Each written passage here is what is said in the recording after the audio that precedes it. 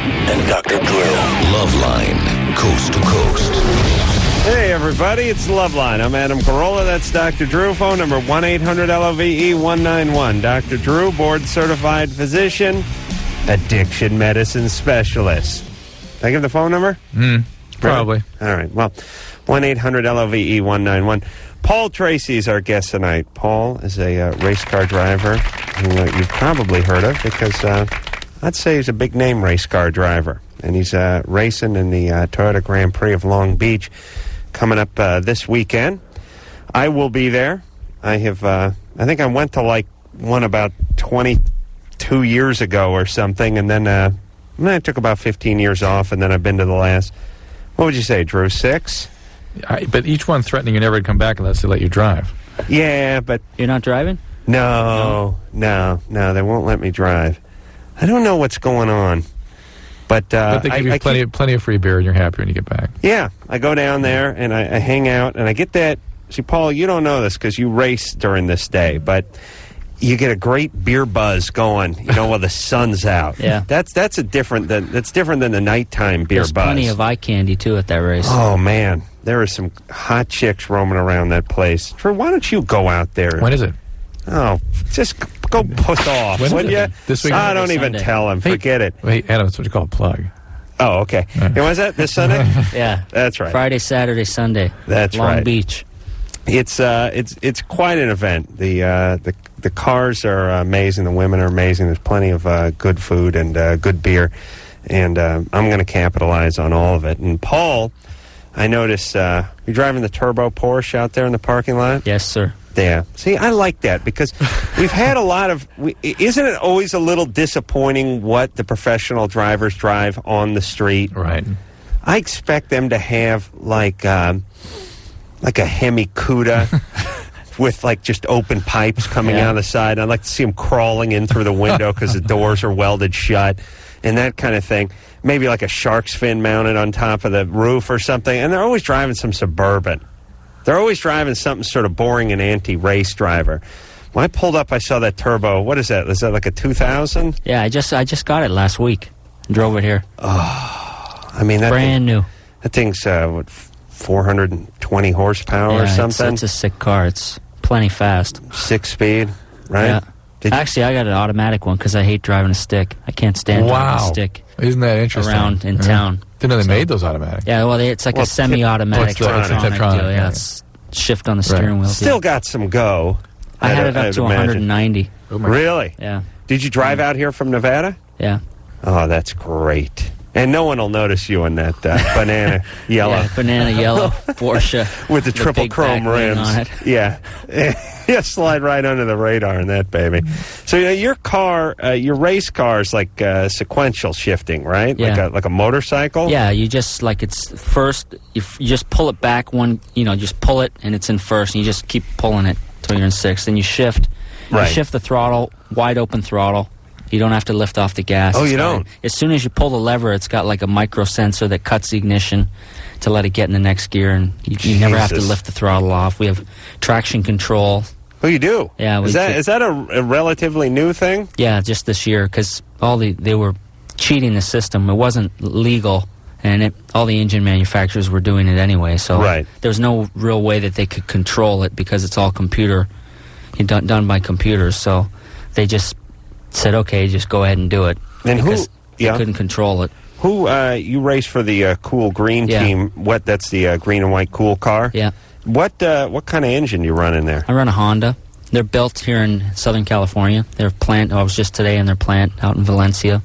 You lucky son of a bitch. Not the Valencia part, but the plant, the Honda plant the street part. From the Magic Mountain. Oh, yeah. The engine, where they built the engines, yeah. And is that like the Honda special vehicles or special engineering well, plant? It's just they build just the IndyCar racing engines in this like building that's unmarked, and it just looks like a warehouse from the outside, but inside there's like billions of dollars of It says Japs are very crafty, Drew. They don't like us to know anything's going on the outside. Same thing in Japan. And they're crazy about theme parks. That's why they built it there. Are you kidding? Well, they want to go. They want to spend their lunch on the Zipper or whatever the hell they got over there, the Colossus. So now, is it a V8 or a V6? V8 turbocharged V8. And now, what do you got? You guys have rules like for displacement, like it can't go over 3 liters or something? It's 1.65 liter. Wait a minute. We got into trouble last year with this, the liter controversy. I don't know who we had in here saying it was a 1.65, but I say it's a 2.65. You think could be right. Maybe it is 2.65, but I know it gotta be. It can't be a V8 that's a 1.65 liter, can it? All right, I'm going 2.65. No, I think it's 2.65. Yeah, right, and how much horsepower is it making? About 800. Oh, my God. Oh, that is sweet. Over 15,000 RPM. That is nice. And you know what? It's got to work, too. It's not like it's making a quarter-mile drag strip run or something. Yeah. I mean, and you know, one thing, we've always had drivers in here from the Grand Prix, the Toyota Grand Prix, and I know the race goes on for a couple of 2-3 hours, but I've never found out how long the race is. I mean, mileage-wise. Is it a timed thing? Or it's 200 miles? Yeah. And that's when they end the race? Yeah. So or if it rains, they'll end up by time because we have, you have a TV time window to fit it on. So if it starts running long, if it's never rained here in Long Beach. They've been pretty lucky. So yeah, well, they'll end it at 2 hours. You just cursed it, Paul. It's going to rain out this weekend. No, the weather looks good. I'll tell you, Drew, you should attempt to get out there. I will. It is you know, right off the ocean there. It's always beautiful. What's happening on Saturday versus Sunday? Saturdays, there's some support races. We have qualifying on Saturday. And the celebrity race is pretty good because usually half the cars get written off by these guys. Somebody flips, usually. Well, I'll tell you the thing about the celebrities, and I don't like to say anything bad about my brethren over there, but most of them are pretty coked up. They're pretty high. Most of those guys. Well, you would be if you were racing. Yeah, they're beaked up, and they go a little hard into the chicane, and they go ahead and total out the car. Celebrities total out their cars just when they're driving down to get groceries, if you read the newspaper. So when they get them on the track, there's trouble. Somebody flips every year in the celebrity race, like wads it up. Yeah, it's great. And I've noticed, I haven't, I mean, in the last 6 years or so that I've been there, I haven't seen any real bad accidents with the race cars. No. Am I forgetting about something, or is it usually pretty safe course? Yeah, it's been pretty safe. I mean, there's a couple here and there. Guys get into it with each other, but generally it's a pretty trouble-free race. This time of year, when it's like it's our second race of the year, everybody's a little bit more conservative. They want to score points. Right, they want to finish. They want to finish. So. Right. And at the end, I mean, if you're at the end of the season and there's some guys that are just out of the point standings. Yeah, they have nothing to lose. They're going balls out. they're going balls out. They're trying to get a contract. They're trying to keep their job. Right. So they're trying to do everything they can to get a good result or two to stay in. Right. So the guys get more aggressive towards the end of the year because they have nothing to lose. If you're out of the points, then you're out there just to win. But early part of the year, you kind of be more conservative and try to score points and keep in the game. We got some people from the race here tonight because I got to get all buffed out. I mean, I'm coming down there, and I need to be taken care of. Last year I had trouble getting in. I told you about that, Drew. But don't worry, I made it in. Drew, you should really go. It's spectacular. There's a bunch of great-looking people down there, and everyone is having a good time except for the people who are racing because they have to focus. Christina? Yeah. You're 18? Yeah. What's up? Hey. Hey. Do you want me to ask my question? You could. Okay. I've been dating my boyfriend for 8 months now, and I've only been able to orgasm with him once. And you've been having a lot of sex with him? Yeah. Was it during intercourse that you had this orgasm? Yeah. Really? That's pretty good. But he isn't providing any other means. You see what I'm saying? One time total. No. Have you faked it? Does he think you've had more? Well, yeah. You got a problem. What about oral sex? Does he give you that? Yeah, he does. He does. But that doesn't work either. That works. Oh, it does? That's the one time you got. It just recently started working. Before we kind of I don't know. It just didn't work, and then all of a sudden... So you're having orgasms now with the oral sex? Yeah, but we barely have oral sex. Well, does he know that's what you like? Yeah, he does. Well, why isn't he doing it if he knows? I don't know. It leads me to giving him oral sex, and I don't like it. Oh, I see. Why don't you like giving him oral sex? I don't know. It's weird for me. I can't. Uh-oh. Anything happen to you that was weird? Yeah, when I was younger. What happened? I only have, like, vague, like, memories. But my uncle used to make me give him oral sex. Oh, my God. How old were you? I don't know, probably around, like, 5 or 6. Whenever I started, like, actually like, having memories. And how old is he? How much older is he than you? He is probably 10 years older. What a delightful individual. Yes. Where is he now? Is he dead? He's actually living in our house. Oh, no. Have you reported this? No, he hasn't done it, like, I've only, like, after probably 6 he stopped. Like, I only remember, like, once or twice. And then after that, I forgot about it, and, like, it's never been brought up and stuff, and it just kind of, it didn't even, like, I don't know, it doesn't feel like it affected me at all. Well, it did. And then, like, all of a sudden when I started actually getting sexually active, it kind of, like, not getting bad, but I brought it up to my boyfriend, and he knows. These things have a way of being etched into your physiology. They definitely affect you, and you're even seeing how it has, even if for no other reason than the fact that you just can't stand that activity, which is understandable. Right. So he was like 16 and you were 6. Yeah. Is that true? Okay. Yeah. Listen, you got to talk to someone about this, Kristen or Christina. It's going to affect your choices in men and things. It's going to affect you. There's no doubt about it.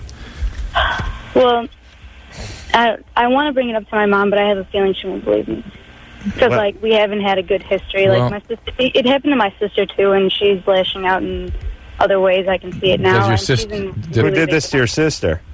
Huh? Who did this to your sister? The same guy. And your mom knows about that?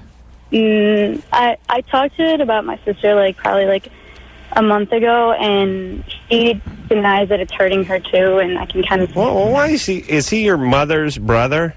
Yeah. Why is he living at home? He's, 30 years old, right? Yeah. What's he doing there? He's working at, like, a package company.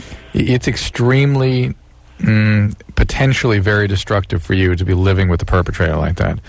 Does your sister have any kind of mental health? My life is, like, I barely hang out at my house. Like, I never... Well, that's a good impulse. But does your sister have somebody watching over her, a doctor or anything taking care of her?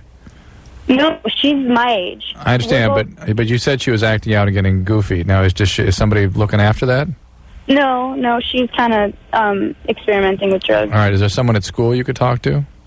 I don't go to school. It's just dead end.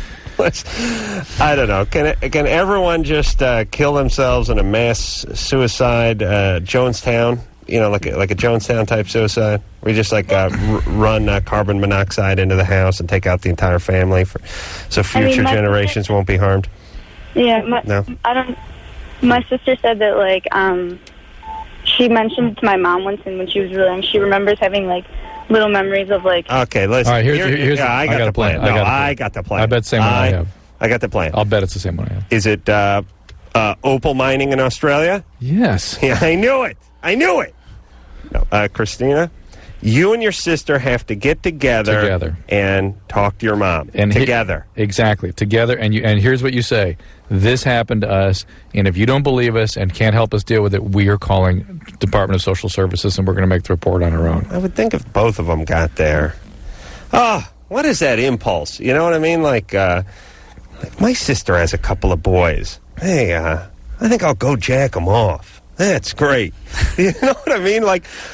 Wouldn't you rather just put a 16-penny nail up your sinus cavity or something? Yeah. Isn't there about 300 things that you would do that would involve driving spikes into your body that would come before? Yes. Screwing around with your sister's kids? Yes. What is that? And Drew always says, well, this is it's an illness and everything, and maybe it is, but... Mm-hmm. Well, no, I mean, what I'm saying is to me, that's a huge F-you to your sister or your brother or whoever you're doing it to. I mean, when you get hold of their kids, isn't that sort of the biggest F-you in the world to your brother or to your sister who's the parents? But I think it's probably been passed on to him from one of his relatives. But what? Oh, yeah. Yes. Absolutely. For sure. Absolutely. What if your sister's kid, what them look like Minka? Oh, I'd have to do her. She's the Asian big boob what queen. Is grandfather like, or right? The other uncle, of course, or the next uncle. Absolutely. Look, he deserves a bullet in the head, and they just move down. That's what I would do. And if he was dead, I'd dig him up and put a bullet in his head and then throw him back down. We would bet that Christina's mom had been abused in some way, too, by that grandfather, probably. The guy's still living at home, and he's got the 2 girls still living at home with him. How extra super weird must that be? And by the way, talk about huevos. It's where's the father? I don't even want to know. But think about the balls of moving into the house of the girls you molested some years back. Like work fell through and I lost a deposit on my 1 bedroom. I'm going to be swinging by the house and staying there with the girls. I mean, aren't you just a little worried as a guy that this is going to summon up some memories? Maybe someone's going to have a little nervous breakdown or have a few wine coolers and talk to mom? Their thinking's all distorted. Well, they like me. They liked it. That's the kind of thinking they have. Steve? Yeah. You're 20? Yep. What's up? I was in my mom's closet the other day looking for some hangers, and I noticed, like, my baby books, my brother and sisters, and I was looking through that, and I kind of started looking through her stuff. Your brother and your sister? They're baby books. Right. Right. All right. Go ahead. Yeah, and I found a diary of hers, and... what is he doing while he's telling you this bogus story, by the way? What are you building there? Blocks? Yeah. Is it those Lincoln Logs or Legos? What's going on in the background there, Steve?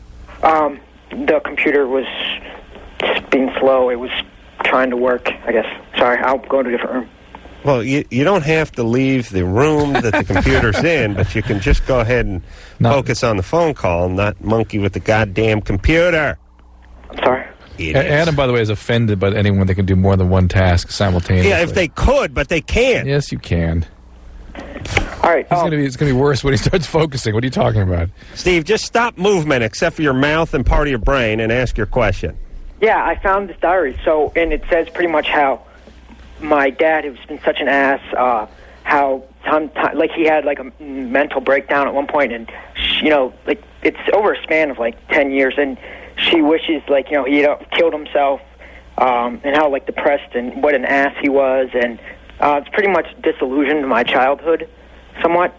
Yeah, it also brought up some old memories, but I want to know, should I say anything? In the journal, she explicitly says she hopes she has the presence of mind to burn it before she dies, because it's funny, she says she doesn't want to add another thing for her children to have to work out in therapy. Really? So ironically, you're reading that, huh? Yes, I chuckled when I read that. Why don't you pull that page and get a nice back tattoo of that page for you to walk around? Go through life that way.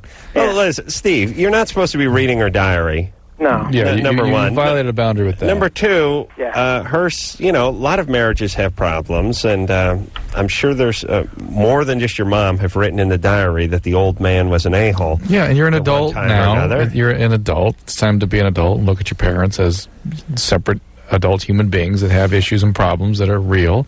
And whatever you confront them about. Yeah, whatever imprint their relationship left on you, it left on you. Now you have some idea of why exactly some of those things happened to you, maybe a little more insight. Yeah, she was just, those were private thoughts. Those are her thoughts. Say anything?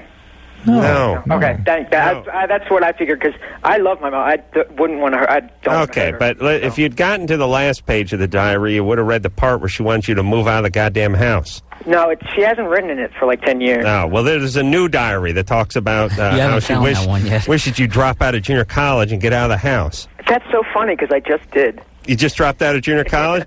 Good. Good. He's still at the house. You just dropped out of junior college. You didn't read you turn the page. She wants you to leave the house, too. Oh, hey, you're right, Adam. All right, listen. Get a job. Get a full-time job and get out of that house. I am. All right, good. All right. Good. All right. What's people like... in 1977, she takes pen to paper and describes what an a-hole the old man is, and he's going to call her out on it now?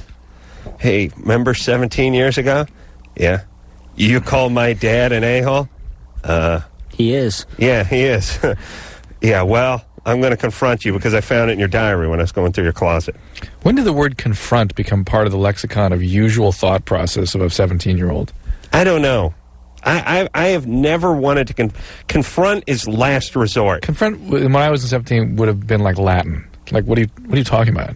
Yeah. And even now, I'm not sure they know what it means. But yeah, I don't know. I'm Paul, are you... I mean, I know you like ramming guys on the track and stuff, but just confronting people about stuff of theirs you found. I'm non-confrontational. Yeah. It's uncomfortable. I keep a mental notebook of things, and you got a list. Yeah. You're like Santa. Yeah. I got that list too. I have a list. It's like there's 3 columns. There's I owe, there's you owe me, and then there's the even list. The even list involves almost all of China, parts of Europe. I shouldn't even keep it really. It takes too long to put everyone's name down on it. I'm like you. I keep a mental notebook. If something happens on the track and somebody does something to me, then I keep a... Right. There's a check mark beside it, and that's sooner or later, what comes around goes around. That goes into the I.O. category. You'll get it back. Yeah, this is how life works. There's people who ask you to do something, and you owe them, and they're like, whatever you want, whatever you need, I'm there. And then there's people that want a Tic Tac, but they're on the owe me list. They get nothing. That's how it works. And reading through the diary at age 20. All right, we got to take a break. Chris? Yeah. You're 31? Yes. You got a question for Paul and his funny dance at the 2000 Long Beach Grand Prix? I do. All right. We're going to take a quick break, all right? You got it. You can ask Paul Tracy all about that dance after this. Cool.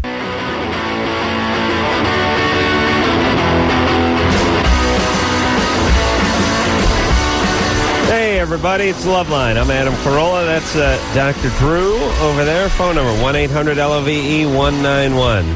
Dr. Drew is a board-certified physician. Paul Tracy is our guest tonight.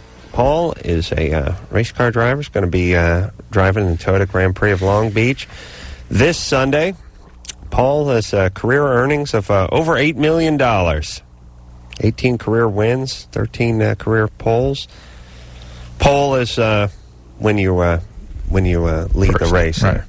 No, pole is not a win. Pole is but when you start. You're the best position to start the race. That's right. Paul drives himself a Porsche, and he on and off the track. He's a competitor and a gentleman and poet. All right, but he likes cars, which I like. And it always bothers me when these guys who race cars don't know anything about cars and don't particularly like them. All right, let's talk to Chris, who's on line 2. Chris? Yeah. 31. What's up now? I'm Paul Tracy. I'm a huge fan. I've been following you since you were in Lights. Thank you. And Indy Lights, right? Yeah. Indy Lights. That's correct. I've been going to Long Beach for the past 10 years. And in 2000, when you won the race, you got out of your car and you did this little dance. And someone said that it was you either won a bet or lost a bet with Jason Giambi. Well, I had a bet with Jason Giambi, who was a friend of mine who played for the Oakland A's. Now he plays for the Yankees. He's a slugger. Yeah. And this was before he got real big. And he said to me, all right, here's the deal. My first home run, you do something, and when you win your first race, you do something. So he hit his first home run, and he ran all the way around the bases and then slid into home head first after he hit a home run.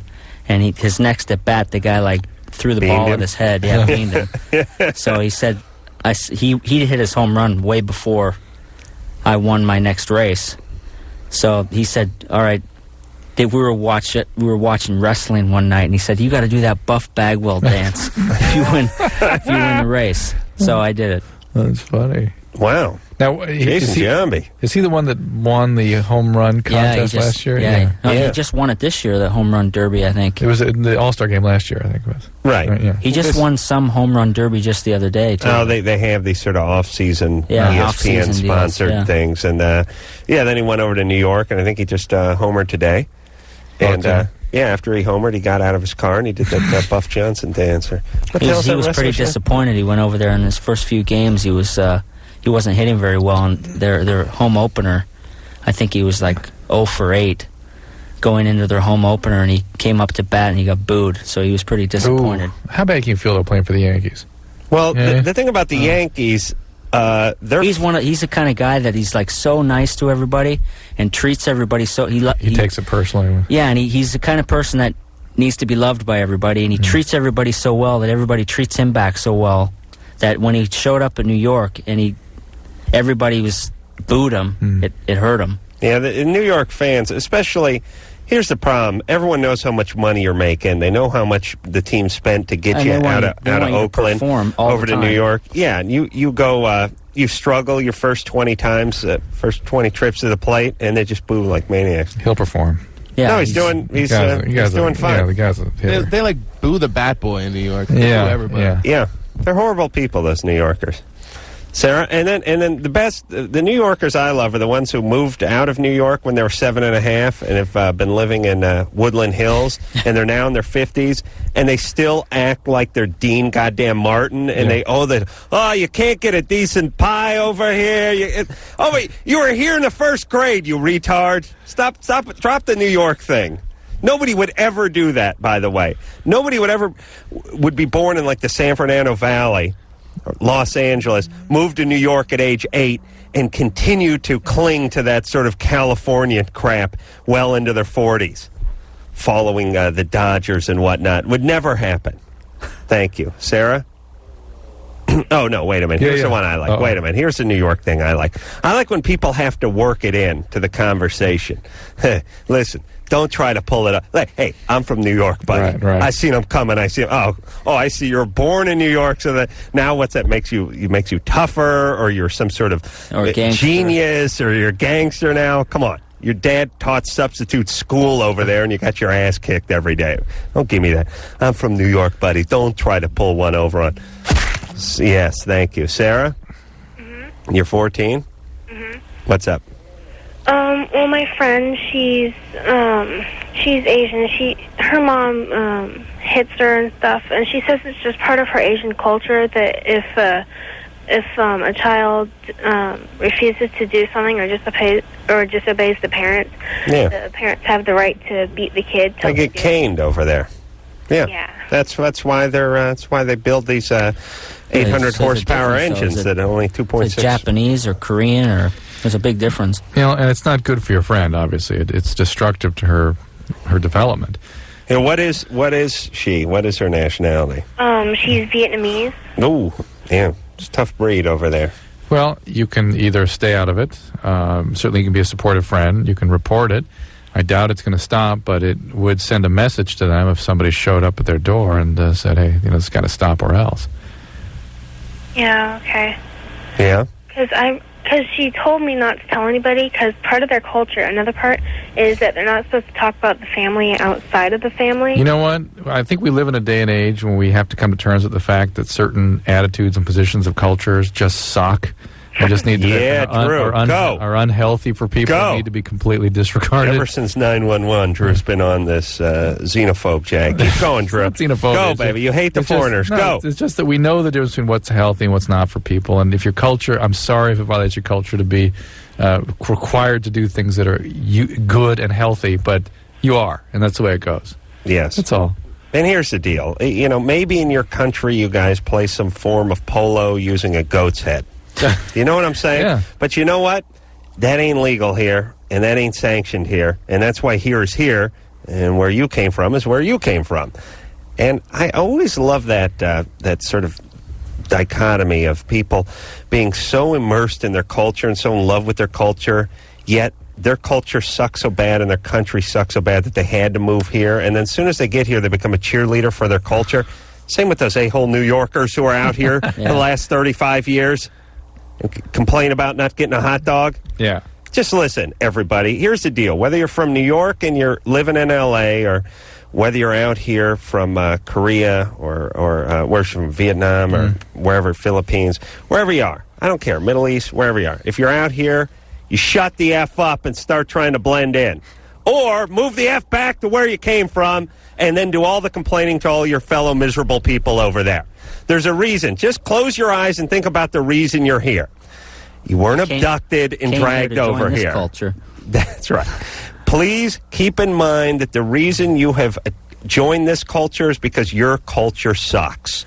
Understand that. Thank you, Drew. Drew's nodding feverishly over there. They wouldn't say that the culture sucks, but yes, I would. Maybe their economy sucks or something. Everything sucks about your country. What's interesting is many of these other cultures sort of subjugate the individual to the good of the whole, and that's where there's a lot of conflict with people that come here, where the individual is sort of elevated as the ultimate sort of value. Yes. And I suspect that something like that might be going here, but in the system we have where the individual is valued separate from any other whole that they're contributing to, you got to kind of fall in line with how that works, and you can't be secretive, and you can't, subjugate yourself. I really wish everyone would just drop it. I can't stand the fact that we look at this as so healthy, that you come to this country and that you cling to your culture. What is so healthy about that?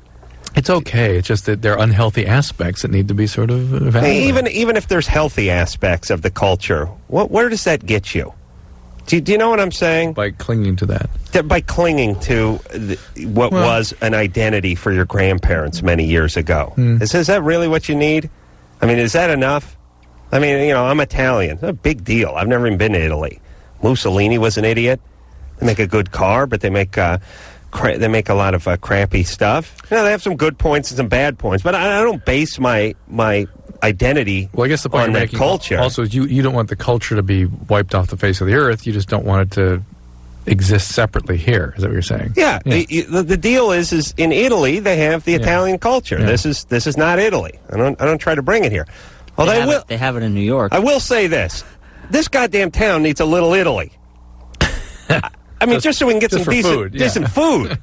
I drive through. I'm driving through L.A. It's like you're now passing through Little Saigon, and you're moving into Little Vietnam, and you're passing through Little Vietnam. You're going into Koreatown. You're going from Koreatown to Alvera Street, and you go from Alvera Street to Chinatown, and they even have like African cities. We got to be the only major city that does not have a Little Italy. Yeah. What's up with that? We could have the San Gennaro Feast out here. We could get some decent gelato. This would be good. You go to New York. I know I've been bagging on New York, but you go to Little Italy, have a good time. Why don't we have a Little Italy here, Drew? Boston, it's fantastic. Drew, get on that Little Italy. I know you don't got a drop of Italian blood in you, but that way you would be unbiased. Jackie? Hey. You're 18? Yes, I am. What's up? I'm right now going to UCI and just broke up with my ex.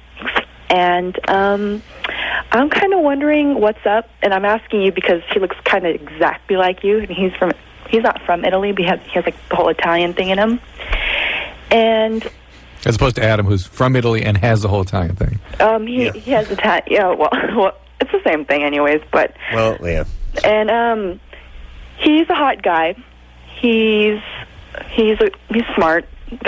He has everything. All right, I'll blow him after the show. What's your question?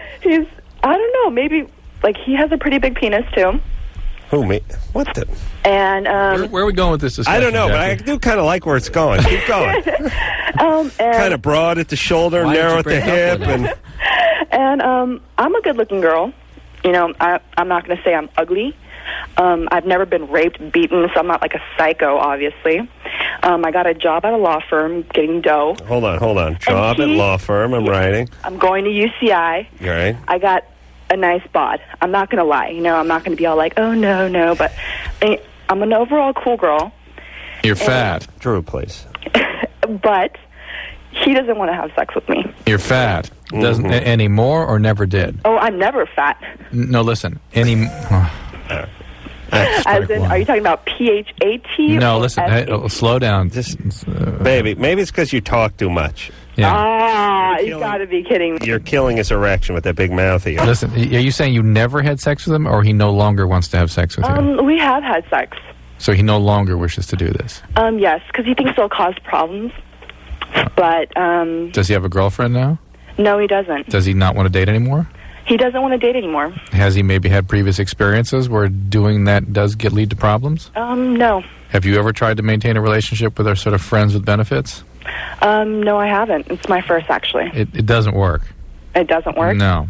Really? His instincts are very good. And it's actually sort of saving you. I mean, I know he's irresistible, as you described him. Well, especially now that he doesn't want her. Jackie, let me tell you about me. I have I have a good bod. I'm not one of these guys who says he doesn't have a good bod. I have a very good bod. Mm-hmm. I look good naked, but I have exceptionally hairy ass. I love hairy asses. Yeah, well, then we could really team on a up. loop. On a loop. He's handy around the house. I'm very good around the house. He's very crafty. For many years. You left out that you have a big redoer done. Car. Oh, car. Yes, 4-door. Someone's thinking about something over there. With hood louvers, too. Yeah. All right, listen, Jackie, this guy is not interested, and that happens from time to time. And you know what I love? And maybe it's just some sort of payback from high school, but once in a blue moon, a hot chick is turned will down. get turned down by a dude. They're freaked out when that happens. And for them, it's like all of a sudden the world is falling off its axis or something. It's How could this be? They're like, this guy does not want me. They can't handle it. And it's like their head is, like if this was a cartoon, smoke would start coming out of their ears, and it would does not compute, and their head would just explode. Because as a guy, the idea of a chick not being interested in us is just carved into our psyche by somewhere by the 10th or 11th grade. Yeah. We're quite familiar with this concept. He's playing the game with you. He's got you hooked now. He's not even playing games. Like a guy gets hooked on a girl that plays games. I don't think he's playing any games. He's just not interested. He has enough to choose from, and she's kind of paying the ass, and that's that. Yeah, he's got a big Johnson, and he's got that Paisan blood going for him, and there's some other hot chick he wants, or maybe she's a brunette and he wants a blonde, or maybe he's gay. I mean, who the hell knows? Yeah. He's not interested, and her thing is like, I'm hot, what's going on? Yeah. I love that. It's like a celebrity who's no longer recognized or something. Yes, that's right. You see what it's like? This is what it's like, Jackie. Good. Live with it. All right, were we helpful to her? So you're acting out all your resentment from high school? Yes, all right, baby, you'll be fine. You're hot. You'll have another guy who's into you. But don't try to get the friends with benefit things going. It just doesn't work. All right, Paul Tracy's our guest, big-time race car driver. We're going to go out to the... Porsche again? We're going to the drive. I got to show my car now. Okay. All right, we'll be right back after this.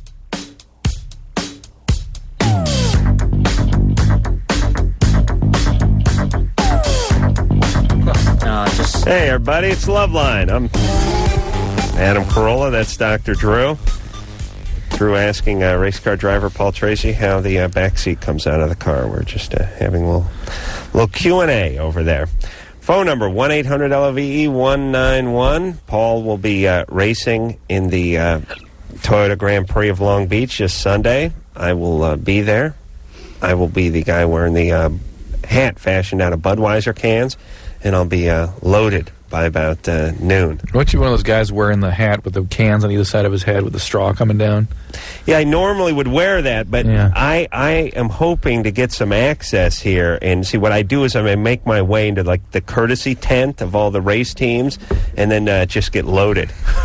And like I said, there's just nothing better than that daytime beer buzz, Drew. You got to try that. Mm-hmm. It's totally different than the nighttime thing. Being drunk at 12 in the morning in the sun. Yeah, out in the sun. And you forgot your sunglasses. Yeah. So you have to buy those cheap ones next to the hot dog stand. Right. And it influences your decision making. It's, you're walking out of the place, you spend $170 on decals. All right. So I'm thinking my sons would want to see this thing. Yeah, they'd go insane. Yeah, they would like this. It would help them go straight. Chris. Yep.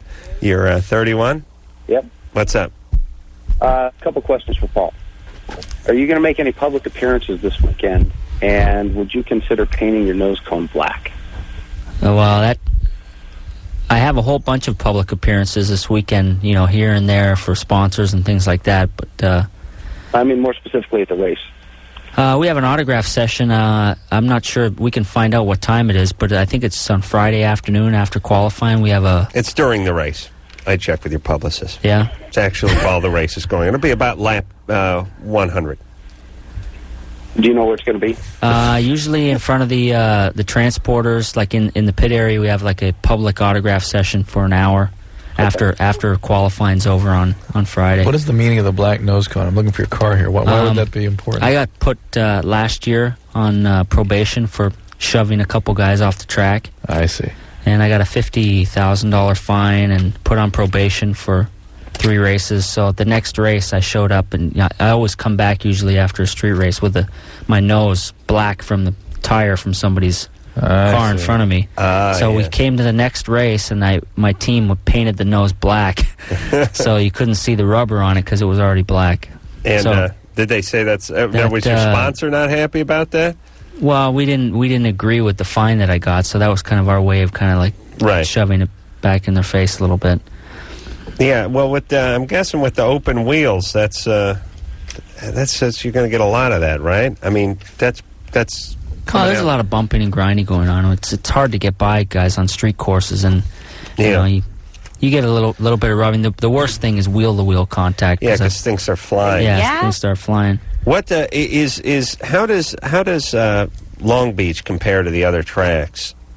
Well, as a track, I mean, most of the street courses are all the same. They're tough because the competition is tough. Right. But I mean, as a race, this is our marquee race. It is. Yeah, it's like one of the most important races of the year because it's rich in tradition. Right. It's a huge race. It's a huge crowd. Right. It's right in Southern California. It's our biggest street race of the year. So. And what about passing on Long Beach? Passing's good because they modified the track a couple years ago, and the lake shores, the front straightaway is really long, and it comes out of a real tight corner, so you've got a good opportunity to get by guys. And it goes into a pretty tight corner too. Yeah, it's got a second gear corner at the end of it, so you got a big braking area and a long straight. So it's good. What speeds you get up to on that straight?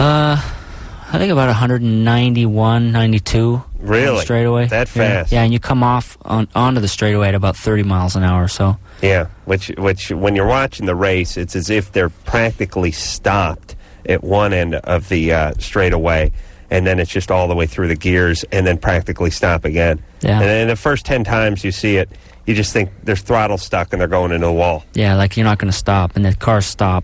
Yeah, because you're standing up on the bridge, and the car passes you, and it's going 165, and it's still accelerating, and you're looking down the track, and you're like, no way he's going to stop. This he's killing himself. This is an episode of Mannix.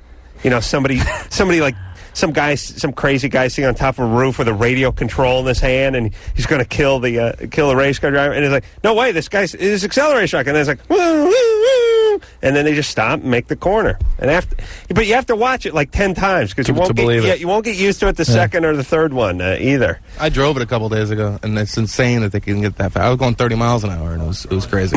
Anderson, what do you say? Because I live in Long Beach, and it's right down the street. Oh, you went down the Lakeshore Drive? Yeah. Drove around, and how fast do they go? About 190, 95. Yeah, that's like suicide. Yeah, well, except for they're not driving their mom's such a dick. 83 Lexus with duct tape on the bumper. So beat. Let's move on. Brad? Yeah. You're 15? Yeah. What's up?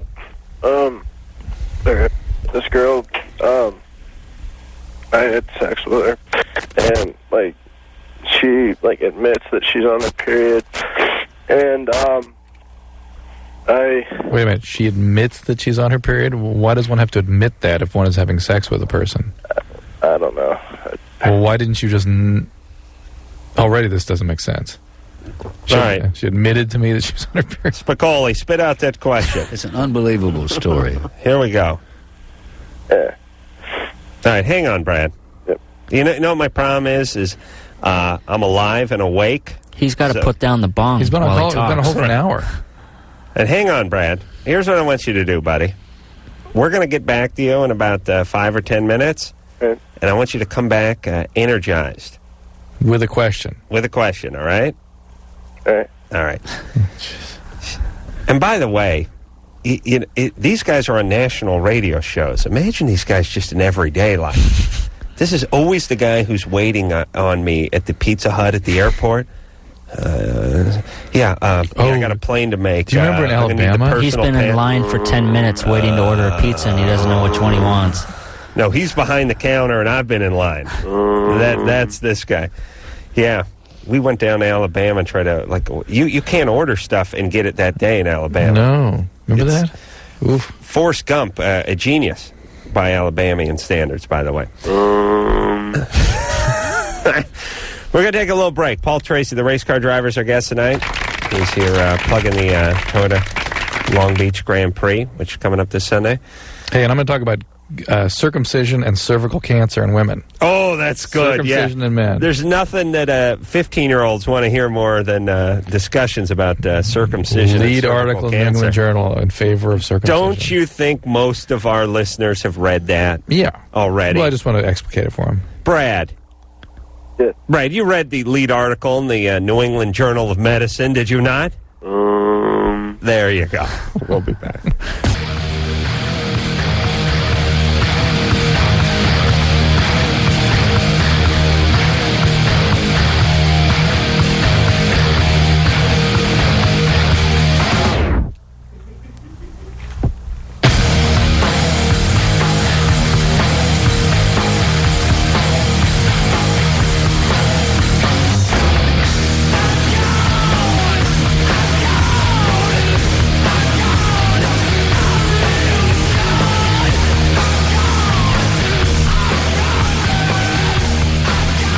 Hey, everybody, it's Loveline.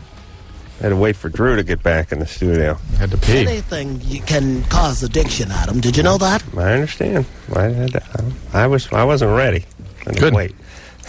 Try now, Drew's pissed. I like you waiting for me. That's good. I know, but what about the part where there's dead air? So I had a bodily function that needed to be dealt with. That's the way it goes. You had 5 minutes to do that. I'm talking to Paul. Oh, Continuing our guest. Sorry, buddy. All right. Oh, what about napping? What if you had a nap? If you had to. All right. So if I got to go number 2, let's say now, I just get up and go? If you had diarrhea, you go. I feel in the race car. All right. Drew, you make a very compelling point. You're talking to Paul during the break. His righteous indignation. Listen to him. He's chewing the fat with Paul Tracy, our guest, the whole break, then he takes a leak at the end. Right? Right. Was there a lot of dead air, Anderson? No, so like half a 40 second. Yeah, seconds. half a second. All right. So if I had not had the time, I wouldn't have done it. All right, buddy.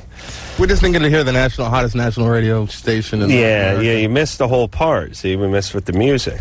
I see. All right. Drew's very passive-aggressive. Paul Tracy is our guest tonight. Paul is a race car driver. 18 wins, 13 poles. Yeah. Who says pot screws with your memory? And he's going to be racing down at the Toyota Grand Prix this weekend in Long Beach. I'm going to be there. Drew will be there in spirit. Drew, what are you going to be doing Sundays? I'm going to be in Lincoln, Nebraska. Oh, really? Yeah. Peeing? Brad? Yes, sir. You're 15? Yes, sir. All right. Oh, you were the stoner, but now you're back. This is the new lucid Brad, right? Yes, sir. All right, there, buddy. What's up?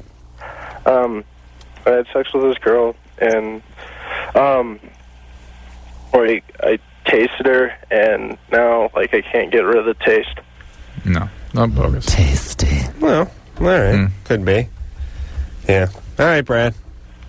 Well, you gotta rinse. You rinse your mouth out. I did everything. I brushed my teeth, and I put alcohol in my toothbrush and cleaned that out. Mm-hmm. Have you eaten since then? Yeah, everything I eat tastes like it. Uh-huh. And I even ate a tomato because I've heard that tomato juice. Mm-hmm. Right, gets rid of that. It's good for skunks. You ate a raw tomato? Skunk. Yeah. Still nothing, huh? Yeah. And what was the taste like there, Brad? Like her vagina. Okay, hold on. Where's my scratch pad again? Tasted like her vagina. Yes, sir. I see. Right. Yeah. Okay. Okay. Got enough yet, Adam? Yeah. I don't know. I'm just a glutton for punishment. All right, Brad. It'll go away for a while. You eat Mexican. That'll get rid of it. But then later you may belch up some of her vagina. But that's all right. Eat a little more Mexican. All right. He's an idiot. Right there, Brad. Good times. But Brad, let me just give you a quick pep talk, buddy. Yeah. You got to study extra hard in school so you can go away to college, because I don't see a bright future for you. I really don't. I see smoking too much weed, playing a little too much Nintendo, watching a little too much TV, and working at some unfinished furniture place your whole life. Okay? All right. Study hard and go far away to school, okay? All right there, Brad. Okay. What is it? You know the thing that amazes me about our callers is there's a couple of things. One is that sort of zero personality 15-year-old, and then there's the sort of angry zero personality 15-year-old. And I think to myself, is there any possibility for future employment? You know these people are getting horrible grades.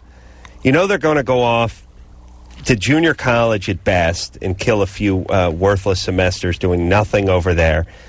Is there anything other than just the most remedial tasks?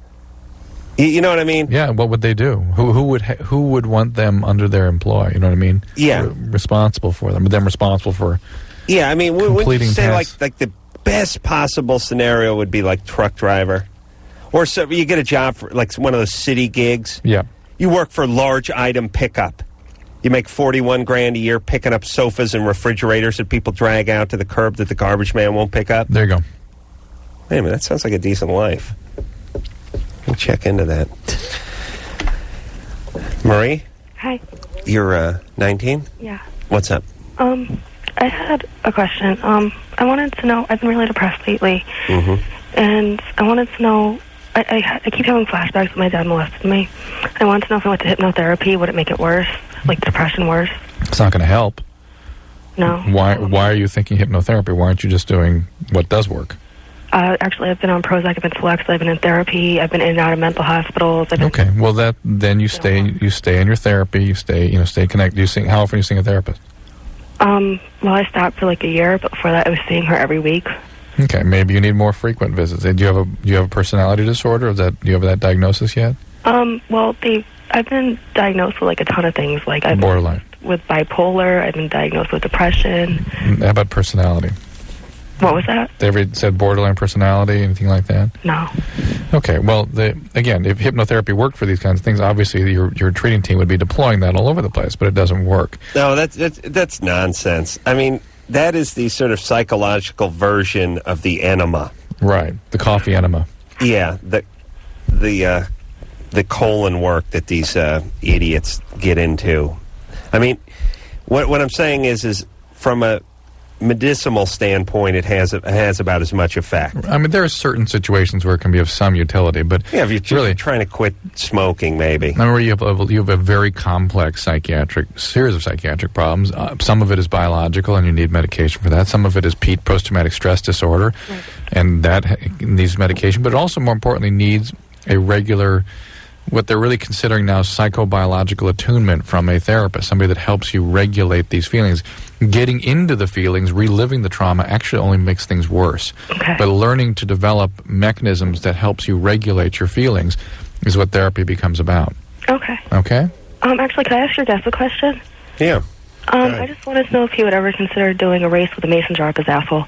Oh, I've never thought about that. No. Marie, you got the joke wrong. That's not how the joke works. No, but it was close. It was close. All right, Marie. Bye. I'll see you in hell, baby. Okay. All right. Bye. All right. Wow, that was pretty good. Well, wait, I asked, she could not have done that on her own. You don't think so? I don't know. I'm trying to punch her out. I don't get the joke. Marie? Yeah, you got to be oh, she hung up. Loveline has a bogus. Whenever a bogus call comes in, or one of our most famous bogus calls, the punchline is asshole the size of a mason jar. That's the punchline. And or she had a asshole, right? Yeah, I don't know how she would. I think it could. I think Does that it mean would she work. Doesn't like me? Both genders. No, she's a big fan, but. No, that basically that just meant that entire thing was bogus. All of Drew's talk about personality disorder and all that. But that was good that she got all that in there. Well, yeah, pretty calm. Yeah, touche.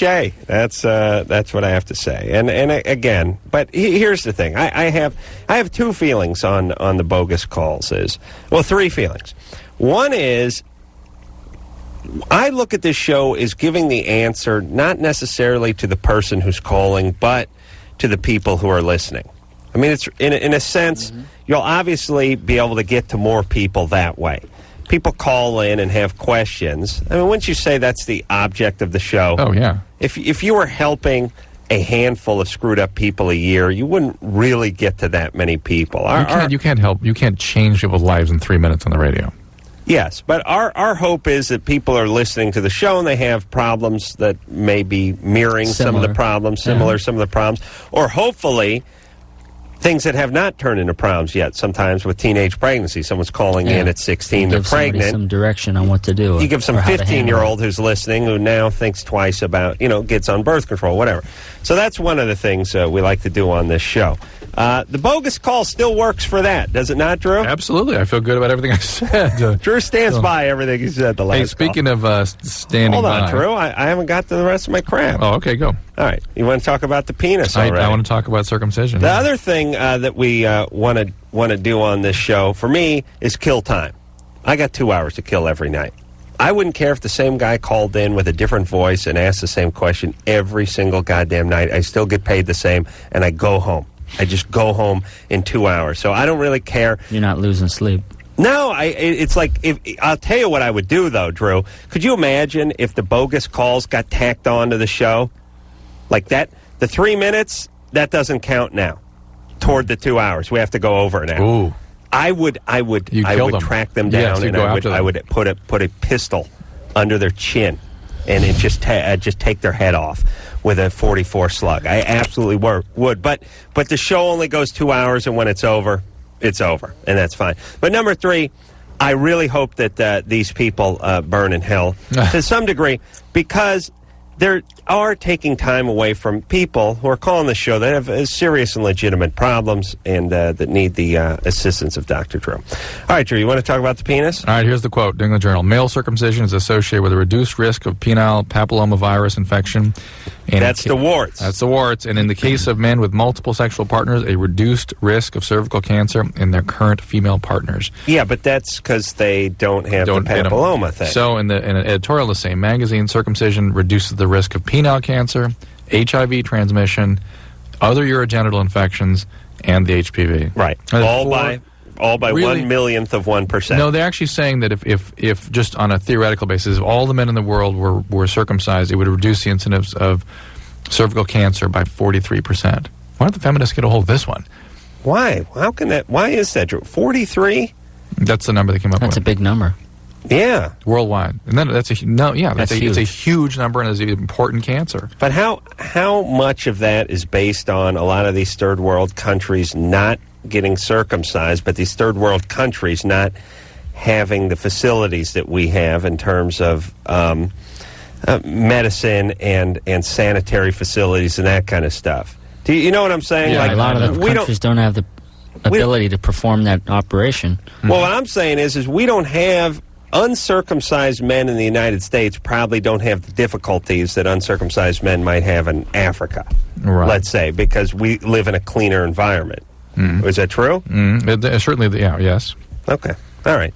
But anyway, Drew is tired of the wackos who are pro-foreskin. I'm just tired of them acting it out on everybody. If they want to not do that to their kids, beautiful. Don't have your kids circumcised. Yeah, I know, but they write a book, and they want to sue their parents in the Moyle who took their foreskin. What I understand is they're complaining about having been intruded upon. Why do I feel so intruded upon by these people? Well, let me tell you something, Drew, and everybody. Everybody with a cause is a nut job.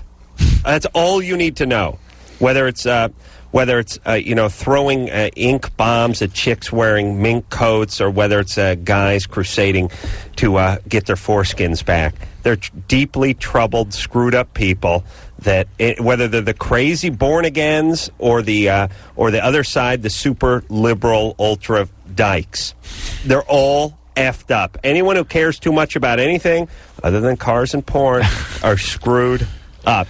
No, that's the bottom line. I mean, look, here's what your priority is. They haven't figured out what their issues are. Their issues are not whatever they're campaigning for. That's what I mean. Have deep issues. Exactly right. They have very deep issues that they haven't figured out yet. That's right, and that's got a lot of issues, son. That's right. That's why they eventually start crying when they're talking about drinking milk at the Indy 500 in the winner's circle and stuff, and you're looking at them and you're going, what is up with these people? Why do they care? Anytime you ask yourself the question, why does this person care so much about this specific thing that doesn't seem to make much of an impact in anyone's life, that means they're screwed up. And that's all you got to know. So don't listen to anyone who cares too much about any one thing. Because here's the deal. You should care about your own ass. You should care about your family, and you should care about treating other people on the planet and the animals or whoever else inhabits the planet fairly decently, and then you move on. That's all. All right. Let's talk to Jessica, who's 18. Jessica? Hi. What's up? My question is, I have a friend I just found out had sex with 2 guys over the summer, and she doesn't know, but I found out from one of the people sort of there that it was videotaped. Why don't you tell her? How did you find out? I found out today from a guy who saw it. Okay. From one of my really good friends who saw it with the guy who taped it. Why did you tell her about it? Well, that's what I'm asking. Like, how should I go about telling her without... Without what? It's going to upset her no matter how you deliver it. Well, I know, but I mean, like, is there a better time or way I can tell her? Did she go to the same school with you? Yes. Maybe she already knows. She doesn't. Don't tell her during finals. Is this... I'm guessing she's not on the dean's list. You're guessing right, Adam. Yeah, shocking. So right. Is this thing circulating throughout the campus? Not yet. The guy who taped it doesn't go to our school. Oh, he doesn't? He wasn't on the dean's list either. And how is it, though, that you saw it then? I mean, it was a friend? She didn't see it. Well, she heard of it. I was in a group, like, junior year with a lot of really close friends, and she was dating one of the friends that was in that group. And I guess, like, they broke up, and right. I'm not going to go through this because it's going to be too hard to explain without naming names. I guess, how old... You said the tape was over the summer? Yes, he taped it over the summer. So, I mean, the guy made the tape 9 months ago? Correct. And... Okay, and you just heard about it recently? That's right. I don't know how I found out so late, but... Okay.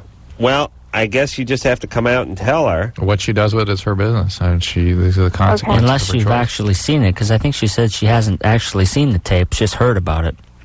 But I still think... Drew, you're like, well, this is a valuable lesson, but what do you mean the consequences? I mean, anyone who's having sex with anybody could be filmed. Absolutely. During but it. Did she... I mean, of her... a point I'm trying to make to Jessica is that she's not responsible for this. She seems to be like... Jessica isn't. Oh, no, I know. Yeah, I know, but you're kind of making the girl responsible for it. No, not for being taped. She made a choice to have sex with 2 guys, unsavory types that you've already mentioned. She had no idea she was being taped. I understand, and she doesn't deserve that, but she has rights here. This is a serious offense. I agree. Well, yeah, but I feel like it's my responsibility to tell her since she's like, at least... Yes, I agree. I just told you to tell. I think it is your responsibility, but you're not going to be able to tell her, you're just the messenger. You're not responsible for this. She needs this information. Give it to her. She's going to be very upset. Give her the information. Probably. Should I, take her to, like, a place away from everybody? I mean, I don't... Yeah, take her out to the woods, and then kill her after you tell her, all right? No, just call her up and tell her. Okay. I'm guessing that her sensibilities aren't that delicate because she had the threesome, when she was 17. Well, actually, she was. I think she was 18. Oh, okay. Well, she's 19 now. All right. Well, then I'm totally wrong. She's going to. No, you're not totally wrong. All right. Well, call her up and tell her. Okay. And let her get on it. Okay. All right. And listen, I say this all the time, and it really hasn't really become a problem yet, but isn't this going to be a problem in the future? What's that? The fact that for her, the tape circulating? Well, for everybody. I mean, what I'm saying is, here's what I'm saying. It is a 17, 18-year-old guy, oh, hell, is a 25-year-old guy, voyeurism is huge for guys. And as the technology becomes more readily accessible and smaller and smaller and smaller, and digital this and nanny cams, and hey, this is a camera and you just put it in the air vent. It's a little lipstick cam and you can't see it or whatever.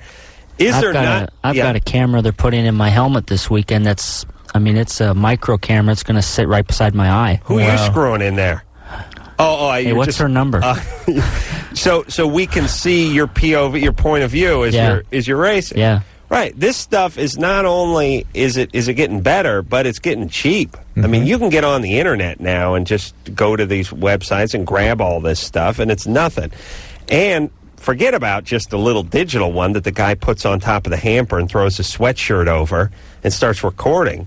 I mean, aren't there going to be thousands and thousands of high school age guys bopping their girlfriend and then you get on the internet and the stuff gets passed through the internet and guys are burning CDs or DVDs, and I mean, this is going to be all over the place, is it not? Yeah.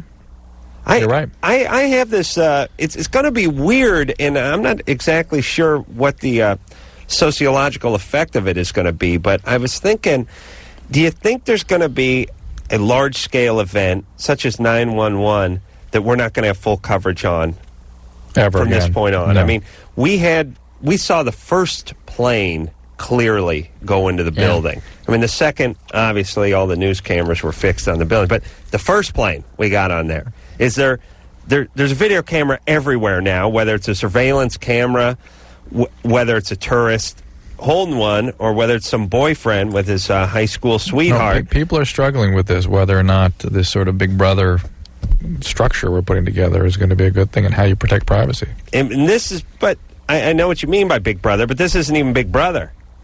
This is Big Jack-Off guy. Big freak. Big freak. I mean, look, Drew, and let's be honest. When even a guy like you, who has high moral fiber and character, but yet a passionate man, in high school, if someone would have given you a handheld, digital, clear as day, you didn't have to set up a bunch of lights and a bunch of reel to reel or anything. Just hold it in the palm of your hand, total digital quality. You had a girlfriend, yeah, you'd be watching yourself.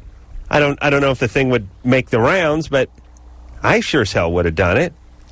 You know what I'm saying? Yeah. I think this is. I think it's about 95% of the population it's happened. Yeah, and what family doesn't have a camera these days, and what 17-year-old isn't interested in seeing the back of his balls? I'm actually curious. Drew, you want to see the back of my balls? No, that's okay. It's I'm not different 17 than the anymore. front. All right, it's like the front, but it's different. At 17, I'd be very interested, but now I'm not. So it's kind of interesting that we don't get more calls about guys kind of trading this stuff. You know what I mean? You'd think they'd be kind of doing it and looking at each other's stuff. If this really were going on at this point, I don't think it's hit its stride. Yeah, but it's you're right. Just got to. And then there's going to be all sorts of weird lawsuits and stuff. It's a whole different way of swinging. It's like trading. Right. Trading tapes. Right, except for you don't get the consent of the person you're swinging, of your partner you're swinging with. All right, all food for thought. We'll take ourselves a little break. Paul Tracy, race car drivers here. Drew, we'll go to the bathroom and show the back of the balls? No, now, it's okay. Really. Let me just give you a choice. But let's get a picture of them on a video camera and put it on the web. It'd be great. Do you want to see the back of the balls when I bend over and you're behind me, or do you want me to do my turtle thing where I pull them up over the front? No, I need to see them in motion from behind. Okay. All right, like the gong and a bell. Yeah. Okay. Mm-hmm. All right, we'll do that after this.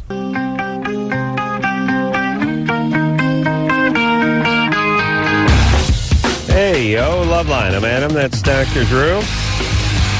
Loveline. Phone number 1-800-LOVE-191. Paul Tracy's our guest tonight. Who was Paul Tracy? Wasn't there another Paul Tracy who was like a anchor man or had some foundation or something out here? It's driving me nuts. Paul? I have no idea. I'm from Canada. I wouldn't know. Oh. True? Okay. Yeah. Paul Tracy, the race car driver's in here, and he's going to be at the Toyota Grand Prix of Long Beach coming up this weekend. I will be out there. Drew will not be out there. And Tina? Yes, hello. You're 32? Yes, I am. What's up? Well, you know, I love my husband so much. Uh-huh. We've been together like 9 years. Boring. No, it's great. We're having Right. We have a 2-year-old, and I just 2 years old. Yeah, I know. In the last probably 5 years, I just haven't had any sex drive, and I feel bad. I love him, and I want to, you know. 2 years. 2 years. How often do you have sex? Oh, God. I have to tell you. Probably maybe once every 2 to 3 weeks.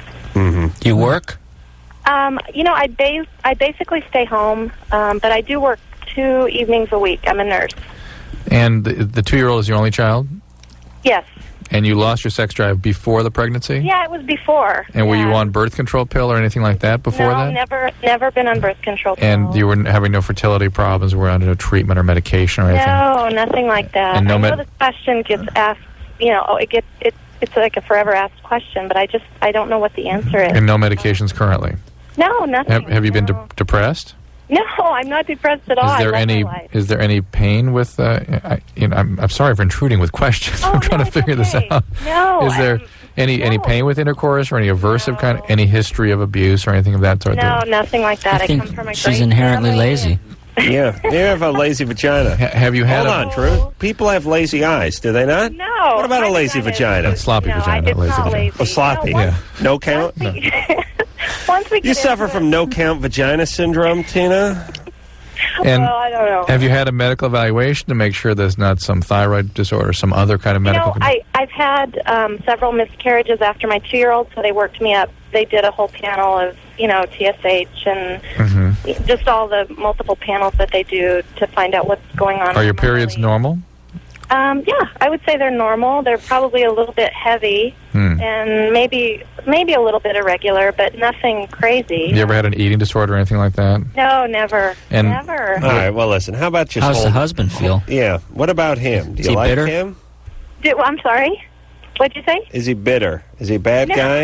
you know, he's not at all. He's so wonderful. He's like, you know. You know, I think, no resentment toward him. no. You didn't catch him cheating? Never. He's wonderful. He didn't call you fat? No, I'm not. Is he pressuring you to have sex? Does that bother you? Never. No, he doesn't. And I Okay, all right. Listen, Tina, you've passed every test we put before you, so now here's the that's why final. I'm stumped. I mean, No, listen, hold still and let him hump you once a week. Do you hear me? Why not? Just do it. He's got to be getting some action somewhere else, because if he's only getting it once every 3 weeks, he's Well, either Paul's a masturbating a lot. passionate man, and he can't understand how a man could only Commitment. do this. But listen, there's a lot. This guy doesn't drive. You know, he doesn't have a factory sponsor. You understand? He doesn't have a supercharger. Yeah, under the Jaguar. No, what I'm saying is this guy's got a job. He works over at Busch Gardens. You know, he's doing maintenance. You know, he's a regular Joe. He's not. He gets laid once a month. He's happy. Was this Tina over here? On 2. Yeah. What's your husband do? he's a vice president of a company. Busch Gardens, right? No. But okay. But listen, your child, how's that going? Is that being a mother okay? No, it's great. Yeah, we're enjoying our Is that taking away from your ability to be intimate with your husband? You have enough time alone together? Not at all. All right. Forget it. Look, Drew, how about this? When somebody answers yes to everything, I mean, everything's good. All the tests come in positive. Everything's fine. How about just trying to kickstart yourself? Sometimes mentally you get a little weird with it. It becomes like working out. You don't work out, then you start thinking about it, and you don't want to work out. Well, I mean, theoretically, if you think about it, his commitment to the marriage, not straying, should be as strong as her commitment to kind of keeping it up, keep it going. Yeah. Give him a little as the Grease Man would say. Do you remember the Grease Man? No one else does. Oh, okay. Mandy, Yeah, hello? you're 13. Yeah. What's up? Okay, well, my boyfriend, he's 17 years old, Mm-hmm. and he wants to have sex, but I don't really want to do it because I don't want to get pregnant or anything, but I don't want him to break up. You're not ready. It will be a bad thing for you. And if he gives a goddamn about you, he will not pressure you like this.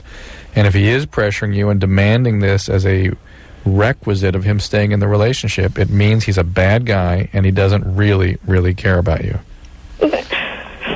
What's the matter, baby? But he doesn't seem like. Well, he's just if he's pressuring you a little bit, that's normal 17-year-old stuff, and you stand by what you want. Hold on a second. What grade are you in, Mandy? 8th. And what grade is he in? He's a junior. Yeah, that's too big a spread. That's 17 and 13, so quite a chasm. And that's why that's a big 4 years. We'd be suspicious that he's not such a good guy. I don't trust this guy. We're suspicious that he's not a good guy because any 17-year-old that would date a 13-year-old is sort of suspect. I know for you. I remember being 13. I mean, being 17, and 13-year-old was not sort of a kid. I mean, I didn't look. I know, Drew, in your Jewish tradition, she's a woman, but in the outside world, that's when everyone died at 21. Right. Now that they're living in their 80s, it's no longer 13. No longer makes a woman. I don't like this guy, Mandy. I don't trust him.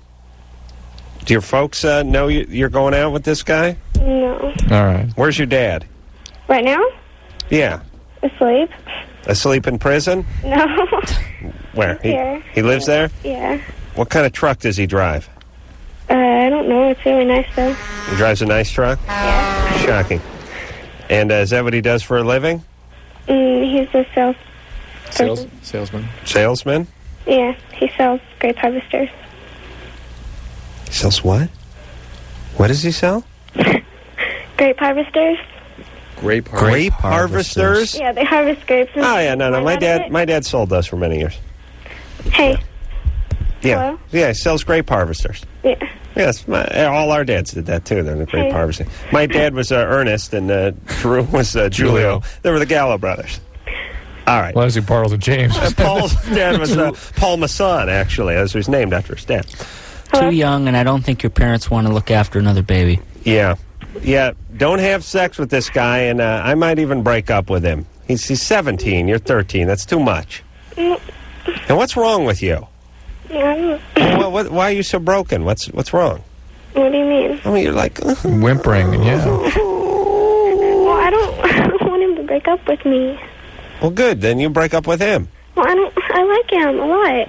Really? It's not a good situation, Mandy. I know to you it seems magical, but when you're 17 and you think about a guy who's dating a 13-year-old, you will freak out. Yeah, and by the way, he could easily be a senior, and you could easily be in the 7th grade. I mean, with your ages. Yeah. How'd you even meet this guy? Well, okay, my brother has this friend, and I went out with his friend who's 15, and then, he has some older friends, and then... All right, forget it. Yeah. Stupid. And then they had friends, and then we met at a party, and their friends introduced me to their friends. Listen, Manny, I don't like this guy. I don't trust this guy. Okay. And he wants to have sex with you, and you're 13, all right? And he's 17. Wanting to is one thing. He's really pressuring you to the point that it's becoming abusive. What's this guy? What kind of car does he drive? No car. No car. No. No car? No. He doesn't drive one of those grape harvesters? No. What does his dad do? I don't know. Okay. You want to have sex with a guy you don't know anything about him? I know a little Think about that. All right, Mandy. No sex. You hear me? Okay, but can I say Adam will appear on your doorstep if you have sex with him. He will show up at your house. That's right. And I'll give your grapes a good stomping. What did she want to say, Mandy? Yeah. What did you want to say? I want to say hi to my friend. Oh, okay. See, it's just my finger has Tourette's. I can't help it. It's got to go back and talk to the idiots. Ben? Yeah. What up? I have a question. All right there, Ben. You're 16. Yeah. What is chlamydia? How long does it take to show up on a test? And does it go away ever? It's not likely to go away without treatment. You have obviously treatment, but... We can get better. The symptoms can get better immediately. It's a single dose of an antibiotic, and pow, you're done. So if she was treated before we had sex, then I might have nothing to worry about. You should have nothing to worry about, unless she got it again in the meantime. Now, it is a one treatment, though, right? Yeah, it's a single antibiotic, yeah. And what are the symptoms of it? In a male or a female? A male. A male, like burning when you pee, discharge, dribbling, urgency to pee, that kind of thing. Okay. And a woman, those pee symptoms, also vaginal burning, discharge, pelvic pain, that kind of thing. Okay, but it will go away completely even if I do have it. If you have it treated. Okay. Yeah. All Okay. right, and who do you guys have in there again? I forgot. Paul Tracy, the race car driver. I'm a big race fan. I've been to a lot of races, so all right. I like all that stuff. Thanks for sharing, Ben. Thanks, there, Ben. Good luck with that problem. Paul gets your approval. We don't have to throw him out of the studio. I have a whole bunch of nice cars in my house. Why are you worried about chlamydia specifically? There are more. That's what I heard she had. All right. Okay. But I don't know. That didn't slow him down, though. Didn't break his stride. I'll just call Loveline tomorrow night. Easy on the weed there, Ben. I'm not even high. No, not this moment, but we can still hear the residual effects. I hear you. Yeah, we hear you, too. I'm not even high. Jesus Christ, man. I've been scraping resin for 3 days. I have, the thing I would like to tell everyone who listens to this show is the people that smoke a ton of weed don't realize how obvious they sound. How obvious they sound. Well, but to their thing, it's like, oh, that's cool and funny, isn't it? No, your brain has been altered. That's why you sound that way. Well, part of it is just sort of the culture. Why do they all? No. Yeah. No. Yeah. No, Adam. No. Yeah. It's the brain funk. It's the brain. It's a brain syndrome. Culture. Yeah, but they sound the same. If they call from Sweden, they still sound like that. All I need is some tasty waves, cool buzz, and I'm fine.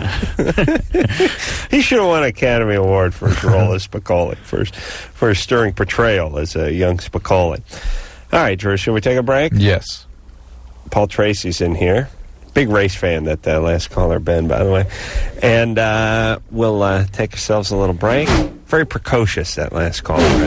Who's in there? You guys got guests, right? Who? Paul. Oh, yeah, I watch races. All right. I like people to just have those conversations where whatever flies in their head just comes flying out of their mouth. They're talking about chlamydia, and then they just, who's in there? Who's that third voice? Oh, yeah, all right, he's cool. All right, we'll take a break. We'll be right back.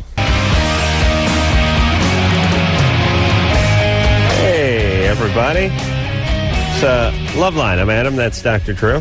I invented a new hybrid word when we were talking in the hall a few minutes ago, which was the guys who come out here for hounding the guests for autographs. The geek meets loser, the goozer. Goozer. But I thought it was sploozer. Sploozer is spaz. Spazzy loser. Yeah. Meets loser. But I don't know. Goozer may have surpassed the sploozer. I'm not sure. Paul Tracy's our guest tonight. He is a race car driver. He's going to be racing his 2.65 liter, 8-cylinder, turbocharged Honda-powered, cool cigarette-sponsored Indy Mobile down at Long Beach coming up this Sunday, and I'm going to be down there too. Let's talk to Dave, who's 17. Dave? Hey, how's it going, guys? Good. Hey, listen, I have an interesting question for Drew, but sorry, I'm sick. But first, I just wanted to get some about you, Adam, off my chest. All right. I hope you don't take offense to this. But, this is called Loveline, not Adam's Problems. I think... Dave, Dave's voice is very familiar to me. I think he's called I'm first-time caller, but... No, I don't think so. Really? No. I don't think you should get on the air, Adam, where other people call and just, rant all the time. Yeah. And I just, I don't think this is a first-time caller. I don't think that's very courteous. Liar, whore, and you know it. I ain't a liar whore, man. All right, that's fine. Listen, dude. But yeah, I just want to get that off my chest. All right. I don't know why you're always ranting and raving. Okay, we got it. We got it. Got you. Go ahead. So here's my question for Drew.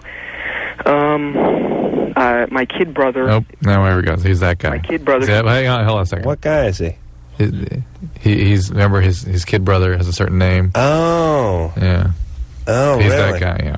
Oh, all right. Well, let's talk to him. Want to get him out? No, I don't want to talk to him because if he's going to give a name out that he wants to give out over the air, then I don't want him to have Put him an on. I won't let it go opportunity. through. Put him on. Anderson will block that out to make sure it doesn't go through. But why don't you sort of, All right. All right, Dave, here, go ahead. No, don't go. We just tell him we got his number now. I mean, I know who he is. We recognize his voice. Hello? He's called like 4 or 5 times before. Oh, all right. Anyway, so my young... No, stop. Why? It's a bogus call. Well, I thought you wanted to talk to him. Dude, this isn't a bogus call, man. Dude, what? Man, this isn't a bogus call. See what I'm All saying? right, it's not a bogus call, Drew. He said it wasn't a bogus call. You can't say it's not a bogus call and have it be a bogus call, Drew. I have never called into this radio station before. His kid brother's All right, go name ahead. happens to be Chris. All right, go happens ahead. to be.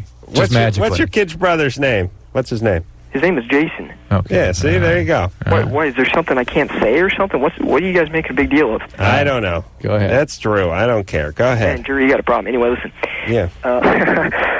My younger brother, if that's what you prefer, he's 11 and he's being abused by my stepdad. How do you know this? Because my mother told me first, and then I didn't. All right. So what has your mother done about it? She's done nothing because she's scared of the guy. But I've also he used to hit me when I was a little younger, 10. I have mixed feelings about that, by the way. Okay, go ahead. Part of it's and he used to hit me with hand belt. He's a mechanic too, but he's hitting my kid brother now, and my kid brother's or my younger brother is really into some like sick stuff, and I wanted to know if the abuse could be caused that. What do you think, Dave? No, I don't know because he's really weird out there stuff. What's the question for us? Like, so far you haven't come up with really a question yet. Could the abuse be causing the eerie, sick stuff that my younger brother's doing? And, if so, what kind of help can I get for him? All right. He's doing stuff like... All right. Well, what can he do for his brother? Obviously, call Adult Child Protective Services, and let's get him into appropriate treatment. Any kind of... If a child's being abused badly, obviously unusual and out of... uncharacteristic behavior can be certainly caused by all that. This is a totally bogus call. That is? Yeah. Yeah, but other people who, like I stated earlier, there's people who are listening who have abusive step-parents who may want to call Child Protective Services. And let me give you a number for child abuse hotline. It's 1-800-540-4000. One more time? 1-800-540-4000. All right, so anyone listening is being abused should call that. Also, RAIN's out there. That's Tori Amos's organization. 800-656-4673. I believe. That's Tori Amos, right? Mm-hmm. Shane? Yes? You're 19? Yes. What's up? I'm not sure exactly what to do. I'm like a first-time caller. I met this girl like last year, okay? And I got to know her and stuff, and I basically like fell in love with her. Mm-hmm. And she dumped me, and I'm not really sure why. Yeah. And I still have these feelings for her, and I'm not sure exactly what to do, but she was with this other guy, because this is how I got to, be friends with her, is through this other guy. She dumped him, now she's back with him, and she's drinking, she's smoking pot, she is... Well, every victim will have a triangular relationship with a rescuer and a victimizer. Triangle is 4 sides? Triangle is 3 sides. Oh, I see. Well, she is 1 point. She is the victim. Major. And so, Shane, you were functioning as the rescuer for a while there. And see, I don't really, get the whole story or anything, because supposedly she was raped, molested, or gang-banged and everything. Right, and you were going to rescue her from all those bad feelings and make her okay, but you can't do that. Interesting pronunciation of gang-bang. Because it turns out the rescuer keeps the victim in the victim role just as much as the victimizers do.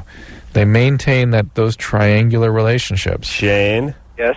You need to find yourself a nice gal without a whole lot of baggage who you can just have a nice relationship with. Yeah, I see. You know what you need? You need a female Shane. Well, see, that was the problem, because that's what she was. No. No, that's your idealized perception of her. That is not reality. How many sexual partners have you had in your life, Shane? Well, 2. How many times been raped?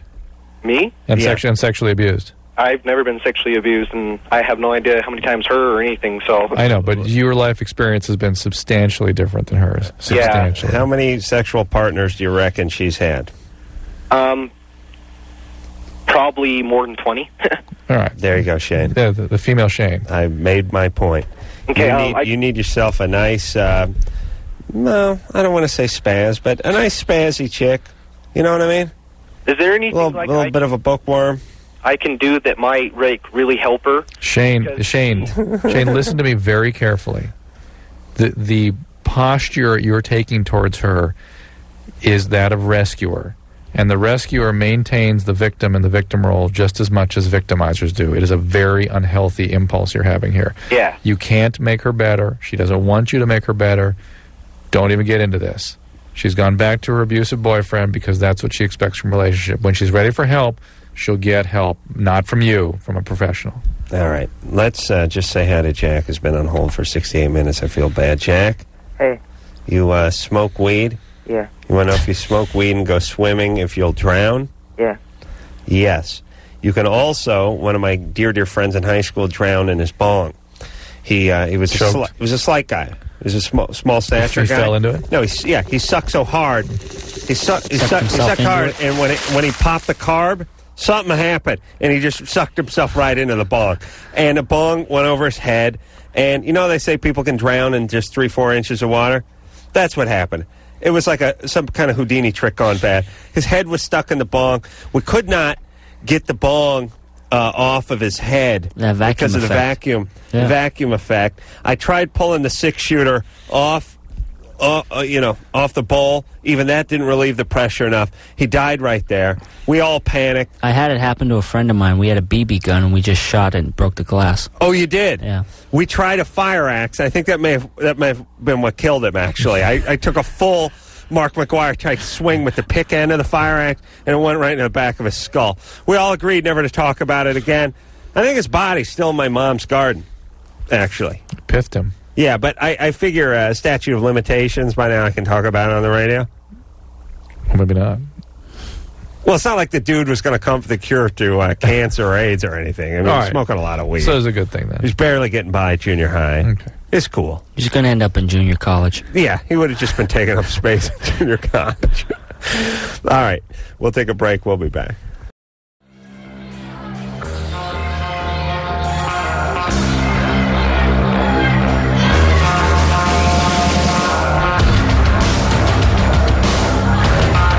That's the show, y'all. I want to thank Paul Tracy for coming in here and having a good time with us. You can find him Sunday in Long Beach at the Toyota. Be there.